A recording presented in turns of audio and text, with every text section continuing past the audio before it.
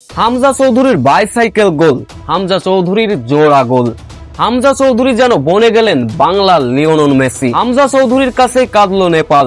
বিস্তারিত জানতে ভিডিওটি না টেনে সম্পূর্ণ দেখার অনুরোধ রইল। প্রথমার্ধে কয়েকটা সুযোগ তৈরি করলেও গোলের দেখা পায়নি বাংলাদেশ। উল্টো ম্যাচের বয়স যখন ছিল 29 মিনিট, তখনই ডিফেন্ডার থেকে গোলরক্ষকের ভুলে গোল হজম করতে হয় বাংলাদেশের, যার ফলে প্রথমার্ধে 1-0 গোলে বিরতিতে যায় দুই দল। দ্বিতীয়ার্ধে এসে গোল শোধ দিতে হবে বাংলাদেশের। দ্বিতীয়ার্ধের শুরুতেই আক্রমণে গেল বাংলাদেশ। আক্রমণে যায় হামজা চৌধুরী থেকে রাকিবরা। অসাধারণ একটি বাইসাইকেল গোল করেন হামজা চৌধুরী, যার ফলে লিডে যায় বাংলাদেশ।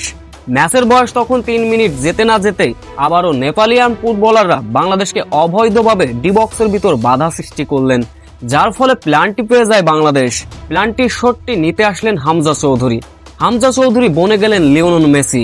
তার বুদ্ধির কাছে হেরে গেলেন নেপালিয়ান গোলরক্ষক, যার ফলে আবারও হামজা চৌধুরীর গোল, যার ফলে আবারও লিডে যায় বাংলাদেশ। হামজা চৌধুরীর কাছে রীতিমতো যেন ভুগতে থাকে, কাঁপতে থাকে নেপালি ফুটবলাররা। হামজা চৌধুরী যেন বনে গেলেন বাংলার লিওনেল মেসি।